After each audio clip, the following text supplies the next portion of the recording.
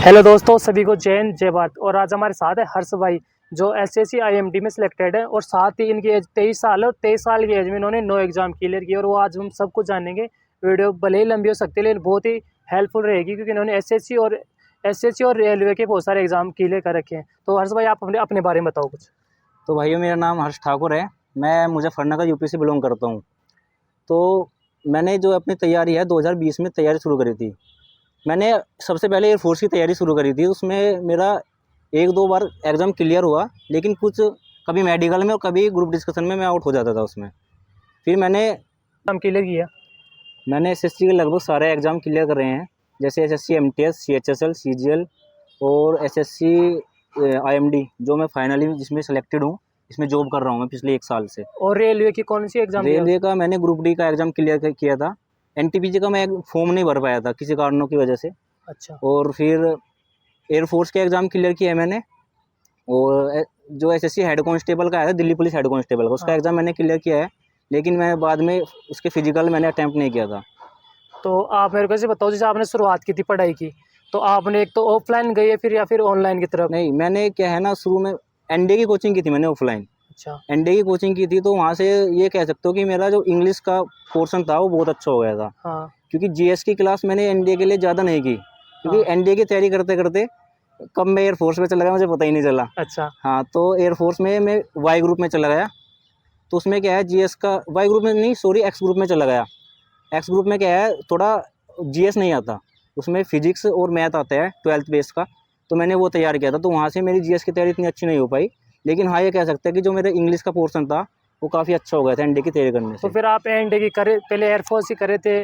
पहले एनडीए की करे थे, पर आप एयरफोर्स की तरफ चले गए। जी। फिर एयरफोर्स की तरफ जाते जाते आप एसएससी की तरफ कैसे आए? एसएससी की तरफ मैं इसलिए आया कि हुआ क्या था, एयरफोर्स का जो अग्निवीर योजना आ गई थी, बिल्कुल। तो फिर उसकी तरफ से रुझान थोड़ा कम होता चला गया था। हाँ, 4 साल की कर हाँ, दी थी।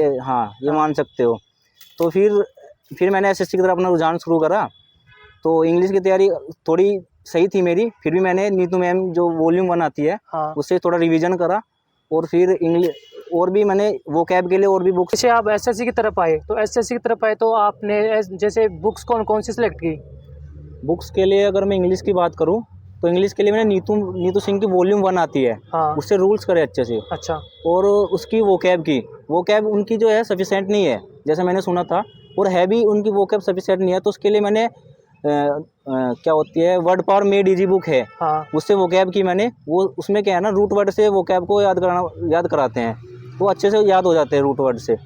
फिर द हिंदू एडिटोरियल आता है, वो डेली द हिंदू एडिटोरियल पढ़ा, उससे क्या होता है, आपकी रीडिंग कॉम्प्रिहेंशन भी अच्छी होती है और वोकैब तो अच्छी हो ही जाती है उससे। मैं क्या करता था, डेली पढ़ता था उसे, और उसकी जो वोकैब उसे नोट करता था, फिर अगले दिन उसका रिवीजन करता था। ऐसे मैंने वोकैब तैयार करी। और मैथ के लिए आपने कौन सी बुक पढ़ी? मैथ के लिए मैंने सबसे पहले बैच लिया था गगन प्रताप सर का। हाँ। तो उनका बैच में क्या है, उनका बैच किया, सर की जो सीट्स थी उन्हें 2 से 3 बार करने के बाद मैंने किरण बुक ली। फिर किरण बुक से मैंने प्रैक्टिस की, उसमें प्रीवियस ईयर क्वेश्चन होते हैं। हाँ। फिर मैंने किरण बुक से प्रैक्टिस की, उसके बाद तो बस। मेरे पास बहुत सारे कमेंट आते हैं, भैया मैथ मेरी कमज़ोर है, मैं मैथ नहीं आती। जैसे आपने बोला कि मैंने कंप्लीट बैच पढ़ा पहले, हाँ। सर से कंप्लीट मैंने कंसेप्ट पढ़े, उसके बाद आप जो आपको सर सीट देते थे, आपने वो सीट लगाई अच्छे से, उसके बाद आपका कंसेप्ट क्लियर होने लगे थे, फिर आप बुक उठाई आपने, फिर बुक से आपने प्रैक्टिस की। हाँ, बुक मैंने इसीलिए दी थी कि मुझे देखना था कि किस टाइप के क्वेश्चन आते हैं। हाँ।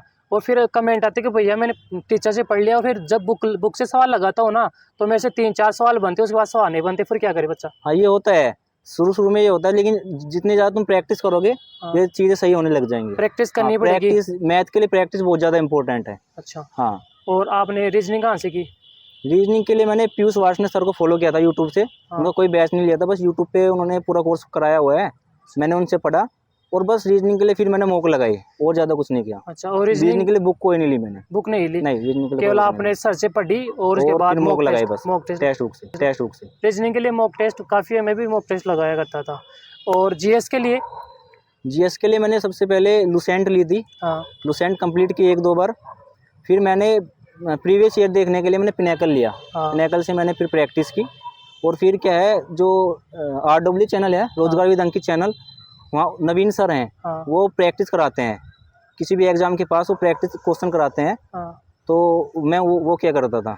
तो आपने पहले सबसे पहले आपने टॉपिक वाइज लूसेंट पढ़ी है कंप्लीट। हाँ हाँ, लूसेंट बुक कितनी बार पढ़ी आपने? लूसेंट बुक ऐसे दो बार पढ़ी होगी मैंने। अच्छा, कंप्लीट हाँ पढ़ी है। हाँ और लूसेंट बुक डाटा वो होते हो तो बच्चों से याद नहीं होती है, तो उसका हाँ। कोई फॉर्मूला? नहीं, ये ज़्यादा डाटा याद करने की भी ज़रूरत नहीं है, उसमें अपने को दिख जाता है कि कितना हमें अब पढ़ना है। हाँ। कुछ चीज़ें अनइम्पोर्टेंट भी होते हैं जो हम उन्हें स्किप भी कर सकते हैं। हाँ, वो हाँ। चीज़ें देखो उसमें टेबल्स आती है जैसे अगर मैं बताऊं, मैंने इकोनॉमिक्स कभी नहीं पढ़ी। हाँ, इकोनॉमिक्स आती भी नहीं है हाँ। ज़्यादा, इकोनॉमिक्स ही ज़्यादा नहीं आती है, साइंस भी उतनी ज़्यादा नहीं आती है। हाँ। जैसे पॉलिटी के क्वेश्चन बहुत ज़्यादा आते हैं, स्टैटिक के ज़्यादा आते हैं, हिस्ट्री के ज़्यादा आते हैं, उसके हाँ। बाद ज्योग्राफी के आते हैं। हाँ, तो आपको पहले सिलेबस देख लेना है कि हाँ। किस मतलब सब्जेक्ट से कितने क्वेश्चन आते और हैं। ये सब आइडिया लगेगा आपको सिर्फ मॉक टेस्ट से। हाँ, ये मॉक टेस्ट से बहुत ज़्यादा ये सब मॉक टेस्ट से आपको आइडिया लगेगा कि मेरे को पढ़ना क्या है, छोड़ना क्या है, और यही भाई के पास फॉर्मूला था, क्यों वैसे ही है ना। हाँ बिल्कुल। और जब आप मॉक टेस्ट लगाते थे, मॉक टेस्ट आपने कब लगाना स्टार्ट किया? मॉक टेस्ट जैसे आपका 60% सिलेबस हो जाता है तो आप मॉक लगाना शुरू कर दो। अच्छा। उससे क्या आपको क्वेश्चन पता चलता है कि किस टाइप के क्वेश्चन आते हैं, बहुत ज़्यादा हेल्प होगी उससे। ऐसे कमेंट आते हैं कि भैया मॉक टेस्ट लगाता और मॉक टेस्ट में स्कोर नहीं बढ़ रहा। हाँ तो ऐसा आपके साथ होता था? हाँ, बहुत होता था भाई। तो जब मैंने तैयारी शुरू करी तो एसएससी सीजीएल के जो मेरे मॉक थे वो 70 से शुरू हुआ था। हाँ। मेरा स्कोर 200 में 70 नंबर से मेरा स्कोर शुरू हुआ था। हाँ। फिर बढ़ते बढ़ते लेकिन मैंने कभी छोड़े नहीं मॉक लगाने, क्योंकि मैं भी पहले ऐसी स्ट्रेटेजी देखता था। तो मैं हाँ। स्ट्रेटेजी में मुझे यही बताते थे कि जितने ज़्यादा तुम मॉक दोगे उतना फ़ायदा होगा, तो मॉक कभी मत छोड़ो, चाहे तुम्हारा कितना ही कम स्कोर आ रहा है तो मॉक कभी मत छोड़ो। बिल्कुल, मॉक देना बहुत ज़रूरी है। मैंने बहुत बार बोला है कि मॉक टेस्ट दो, मॉक टेस्ट दो। तो मॉक टेस्ट बहुत हेल्पफुल करेंगे और आपको हाँ। पता चल जाएगा कि जैसे आप प्रीवियस मॉक टेस्ट देते हो तो आपको आइडिया लग जाता है कि मेरे को पढ़ना क्या है और छोड़ना क्या है, कौन सी चीज़ें इंपॉर्टेंट है जो बार बार आ रही है, चीज़ें आपको आइडिया लग जाती है। तो आपके ने जीएस इस तरह से आपने लूसेंट पढ़ी, उसके बाद आपने प्रीवियस क्वेश्चन देखे और RWA से नवीसन से वो जीएस पढ़ ली। जी जी। तो इस तरह से आगे वो हो गई, जीएस हो गई। और फिर उसके बाद जैसे कई बार पढ़ाई का मन नहीं लगता है, हम हाँ। पढ़ लेते हैं, जैसे हफ्ते में पढ़ रहे हैं लगातार, कभी मन नहीं करता, तो ऐसा आपके साथ भी होता है? बिल्कुल होता था, सबके साथ होती हैं ये चीज़ें। तो फिर ये आप कभी क्या- मत सोचो कि ये आपके साथ जो चीज़ें हो रही हैं वो किसी और के साथ नहीं होती, ये सबके साथ ये चीज़ें होती हैं। डिस्ट्रैक्शन भी बहुत ज़्यादा आते हैं। हाँ। मेरे साथ भी बहुत बड़ा डिस्ट्रैक्शन था, वेब सीरीज का डिस्ट्रैक्शन सबसे बड़ा था। मैंने कभी वेब सीरीज देखनी नहीं छोड़ी, अच्छा। लेकिन मैं टाइम मैनेजमेंट करता था अच्छे से। तो उस टाइम पे आप टाइम मैनेजमेंट कैसे करते थे, सेल्फ मोटिवेट कैसे रहते थे? सेल्फ मोटिवेट रहने के लिए कोई अंदर मतलब ऐसा नहीं है कि तुम्हें कोई बाहर से मोटिवेट करेगा, आपको अंदर से मोटिवेशन लेना पड़ेगा। अपने फैमिली की सिचुएशन देख के चलना पड़ेगा, ये देखना पड़ेगा कि आपके फैमिली कितना मतलब आपके जो फादर हैं वो कितनी मेहनत कर रहे हैं आपके लिए। तो अगर ये सब देख के चलोगे तो अंदर से ही मोटिवेशन मिलेगा। ऐसे नहीं कि आप कोई बाहर से आके आपको मोटिवेट करेगा कि आपको इतना पढ़ना है या क्या करना है, अंदर से आता है मोटिवेशन। हाँ, पढ़ाई के दौरान आपको कोई जगह नहीं है कि भाई उठ जा, तेरे को हाँ। पढ़ाई करनी है, तेरे को सिलेक्शन हाँ। लेना है, खुद को थप्पड़ मारना पड़ेगा, खुद को जगाना पड़ेगा, कोई नहीं आएगा आपको कि तेरे को तैयारी करनी, क्योंकि भाई अभी नहीं पढ़ोगे फिर एक टाइम ऐसा आएगा जब आपकी एज जो है ना ओवर होने लगेगी। हाँ। आपको लगेगा फिर अंदर से मोटिवेशन आएगा, फिर आप जरूर पढ़ोगे। इसलिए अभी पढ़ लोगे तो बहुत अच्छी बात है, अपनी कंडीशन देख के। तैयारी आपको एक बार ही करनी पड़ेगी, तैयारी आपको सिर्फ एक बार करनी पड़ेगी। एक बार की तैयारी में आप फिर बैक टू बैक एग्जाम निकाल सकते हो। जैसे हर्ष भाई आपने लगभग यानी कंसिस्टेंट होकर कितनी साल तैयारी की होगी? कंसिस्टेंसी तो ये मान लो कि जब तक कोई एग्जाम क्लियर नहीं हुआ तो मैं लगा ही रहा तैयारी में। तो जैसे आपका 2020 से तैयारी में लगे थे? 2020 से तैयारी में लगा था। हाँ। और फिर मेरा 21 में भी हुआ था हाँ। सीजीएल के थ्रू। हाँ। लेकिन मेंस नहीं हुआ था, प्री हुआ था, उसमें मेंस नहीं हो पाया था। लेकिन मुझे तब से लगने लगा था कि हाँ मैं कर लूँगा, सही चल रहा हूँ। जैसे हाँ। आप एग्जाम देते रहते हो तो आपको आइडिया लग जाता है कि मैं सही चल रहा हूँ या गलत हाँ। चल रहा हूँ, मैं कहाँ गलती कर रहा हूँ। बिल्कुल बिल्कुल। मॉक टेस्ट देते हैं तब पता चल जाता है कि मेरा कौन सा सब्जेक्ट कमजोर है, कौन सा स्ट्रॉन्ग है, ये चीज़ें आइडिया लग जाती है। जैसे और एग्जाम देखो, आपको एग्जाम के फॉर्म सभी बनने चाहिए। जब एग्जाम देने जाते हैं कंप्यूटर पे तो हमारी प्रैक्टिस होती है कि कौन सा सवाल हमें करना है, कौन सा नहीं करना है। ये चीज़ हम जैसे हम मॉक टेस्ट देते हैं तब पता चलता है कि हमें कौन सा क्वेश्चन छोड़ना है और कौन सा करना है, कितने क्वेश्चन अटैम्प्ट करने हैं, कितने क्वेश्चन अटैम्प्ट नहीं। ये चीज़ें मॉक टेस्ट से पता चलती है और वही तरीका है, यानी कि और कोई फॉर्मूला नहीं होता है, बस बार बार रिविजन, बार बार प्रैक्टिस, यही चीज़ें हैं। और एक सही गाइडेंस में तैयारी। भाई आपको गाइडेंस देने वाला कौन था? आप कहाँ से यानी कि ये चीज़ें पता चलती थी कि मेरे को ये पढ़ना है, ये छोड़ना है? गाइडेंस के लिए यूट्यूब पे बहुत मिलेंगे आपको, जैसे भाई हैं। हाँ। भाई बहुत अच्छी अच्छी वीडियो बनाते हैं, इसमें प्रॉपर गाइड भी करते हैं आपको। तो ऐसे ही मैं भी ऐसे भाई को बहुत लोगों को फॉलो करता था। अगर मुझे किसी भी तरीके की जो स्ट्रेटेजी देखनी होती थी मैं यूट्यूब पे डाल देता था, तो जैसे आप वीडियो बनाते हो, स्ट्रेटेजी वीडियो बनाते हो, लोगों को गाइड करते हो, बहुत अच्छे काम कर रहे हो। तो ऐसे बहुत मतलब लड़के थे या बहुत ही मतलब गाइड हैं जो गाइड करते हैं बच्चों को। हाँ, कहना है मतलब जो यूट्यूब पे स्ट्रेटजी वगैरह की वीडियो थी जो पहले से सिलेक्टेड है, उनकी स्टोरी आप देखते थे, हाँ और जो उन्होंने गलतियाँ की वो हाँ आपने हाँ, नहीं की। दूसरों के एक्सपीरियंस से सीखोगे, बहुत अच्छी बात होगी। हाँ, और मेरा मकसद भी यही है, मैं ये इंटरव्यू वगैरह क्यों ला रहा हूँ आपके लिए, इसलिए ला रहा हूँ कि आप ये गलतियाँ ना करो। क्योंकि जब मैं तैयारी करता था तो मैं भी यही देखता था जो पहले से सिलेक्टेड है कि मेरे को ये गलती नहीं करनी है, उन्होंने कौन बिल्कुल सी बुक फॉलो की, उन्होंने कैसे तैयारी की, और देखो अपनी खुद की भी स्ट्रेटजी होती है कि मेरे को कैसे क्या पढ़ना है। लेकिन आप जो उन्होंने गलतियाँ की ना वो गलतियाँ आप नहीं करो। जैसे आपको पता चल गया कि मॉक टेस्ट देना जरूरी है तो आप मॉक टेस्ट दो। अगर आपको कोई नहीं पता, बताने वाला कोई नहीं, आप बिगनर हो, घर पे फ्रेशर बच्चे हो, तो आपको कोई नहीं पता कि मॉक टेस्ट भी कोई चीज़ होती है। तो आपको जब पता चलता है कि मॉक टेस्ट भी कुछ चीज़ होती है, फिर आप मॉक टेस्ट देते हो, फिर उस पर काम करते हो, तो आपका स्कोर ऑटोमेटिक बढ़ता है। जैसे बोलते हो भैया मॉक टेस्ट में स्कोर नहीं बढ़ता नहीं है, तो उससे ही आपको पता चलेगा फिर आपकी कमी कहाँ पे है। फिर आप उस वजह से आप मॉक टेस्ट देते हो, आपके मैथ में सवाल नहीं बढ़ रहे, टाइमिंग ज़्यादा आ रही है मैथ के अंदर, तो फिर आप मॉक टेस्ट पे काम करोगे, मैथ सब्जेक्ट ज़्यादा काम करोगे, ये फ़ायदा है। तो आप मेरे को ऐसे बताओ कि बच्चे ज़्यादातर मिस्टेक्स क्या करते हैं जब तैयारी में आते हैं ना, तो आप वो मिस्टेक्स ज़्यादा क्या करते हैं पढ़ाई के दौरान? मिस्टेक्स की बात करूँ तो सबसे बड़ी मिस्टेक करते हैं कि बच्चे जो है नोट्स नहीं बना पाते। हाँ नोट्स नहीं बनाते, वो सोचते हैं कि बिना नोट्स के काम चल जाएगा, लेकिन नोट्स बनाने चाहिए क्योंकि एक टाइम पे रिवीजन की बहुत ज़्यादा ज़रूरत पड़ेगी। फिर आप ढूंढोगे कि कहाँ से रिवीजन करें, हाँ फिर आपको फिर से दोबारा शुरू से स्टार्ट करना पड़ेगा। तो सबसे बड़ी गलती तो यही करते हैं। दूसरी सबसे बड़ी जो गलती करते हैं कि मॉक टेस्ट देते हुए डरते हैं। फिर हाँ उन्होंने पहला मॉक लगाया, उसमें जो उनका जो स्कोर है बहुत लो आता है, तो वे दूसरा मॉक लगाने से डरते हैं कि अभी मेरी तैयारी नहीं हो पाई तो मैं मॉक कैसे लगाऊं। लेकिन नहीं, एक मॉक टेस्ट दिया, उसमें स्कोर कम हो गया, तो वे दूसरा मॉक देने से पहले ही डर जाते हैं। लेकिन डरना नहीं चाहिए, मॉक देते रहो। अगर आपका हाँ 60% सिलेबस हो चुका है तो आप डेली मॉक दो, एक मॉक तो जरूर दो।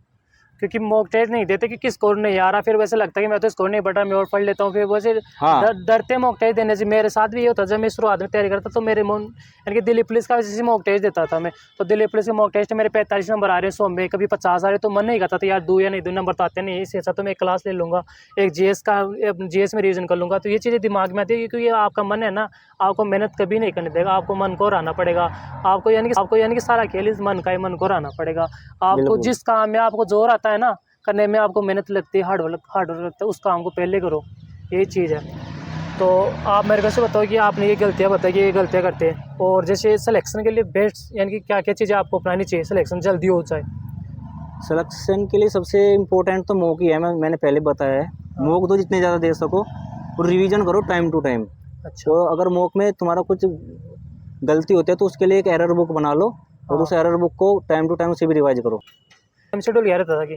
टाइम शेड्यूल ये रहता था कि मैं सुबह के टाइम हार्ड सब्जेक्ट पढ़ता था। हाँ सुबह को जैसे मैं 8 बजे से मैंने पढ़ाई स्टार्ट करता था, तो मैं सुबह सबसे पहले इंग्लिश पढ़ता था। इंग्लिश की वोकैब पढ़ी, थोड़े रूल्स पढ़े, और इसके बाद मैं जीएस पढ़ता था। हाँ तो सुबह मैं दिन में 7 से 8 घंटे पढ़ता था। हाँ और रात को जो है, रात का टाइम ऐसा होता है कि पढ़ने का मन नहीं करता। हाँ। तो उस टाइम में ऐसा सब्जेक्ट पढ़ता था, या ऐसा सब्जेक्ट पढ़ना चाहिए सबको जो जिसे पढ़ने में मज़ा आता है। तो मैं ऐसे टाइम में मैथ पढ़ता था, कई क्योंकि बार। मैथ निकालने में थोड़ा मुझे ज़्यादा मज़ा आता था। अच्छा, और आपने लाइब्रेरी में पढ़ाई की है फिर घर पे रह के? नहीं, मैंने घर पे रह के पढ़ाई की है। घर पे रह के सेल्फ घर स्टडी? पे घर पे मुझे पूरा लाइब्रेरी वाला माहौल मिला है।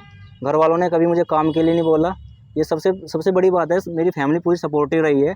कभी ऐसा मुझे पढ़ते हुए नहीं उठाया बिल्कुल भी। अच्छा, आप इस वीडियो में कैसे बताओ, आज इस वीडियो के जरिए आप किसको थैंक यू बोलना चाहोगे इस पूरी जर्नी के लिए? थैंक यू, सबसे बड़ा तो थैंक यू तो मेरे मम्मी पापा का है, जिन्होंने मुझे इतना टाइम दिया पढ़ने के लिए। और दूसरा भाई जो कैमरामैन है अपना आशीष भाई अच्छा। ये सबसे बड़ा वो सपोर्टिव है। मतलब जहाँ भी मेरा एग्ज़ाम होता था, ये मेरे साथ हमेशा जाता था। अच्छा, और हाँ, आज भी आपका दोस्त आपके साथ आज भी है? मेरे साथ ही आया वीडियो शूट करवाने के चलो, लिए। आपकी दोस्ती ऐसे बनी रहे बिल्कुल। और जैसे आप कमेंट करते हैं कि भैया पढ़ाई के दौरान गर्लफ्रेंड बना लूँ क्या, तो ये आपके साथ हुआ था क्या आप भाई कभी? मेरी तो कोई गर्लफ्रेंड नहीं थी देखो, हाँ लेकिन मुझे नहीं लगता इसका कोई डिस्ट्रैक्शन होता होगा। अपनी जगह पे सब सही है, सबको टाइम देना चाहिए। तो टाइम हाँ, देखो। मैनेजमेंट करना चाहिए हाँ, इसके लिए देखो, भी। हर चीज़ ज़रूरी है क्योंकि इंसान खुश रहना चाहता है, हर चीज़ ज़रूरी है। अगर आप टाइम मैनेजमेंट कर सकते हो क्योंकि आज आपका खुश रहना भी ज़रूरी है।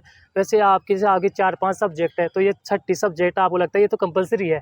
अगर हाँ आपको लगता है कंपलसरी है आपको छठा सब्जेक्ट, तो आप रखो, कोई दिक्कत नहीं है। ये बिल्कुल। कोई क्वेश्चन नहीं है, ये चीज़ें अपनी इंडिविजुअल कि आप अगर आपको लगता है इन चीज़ों से आपका टाइम वेस्ट होगा, तो आप उस चीज़ को मत करो। और आपको लगता है कि मैं खुश रहता हूँ उससे बात करके, तो फिर रखो भाई, वो हाँ। अपने ऊपर है।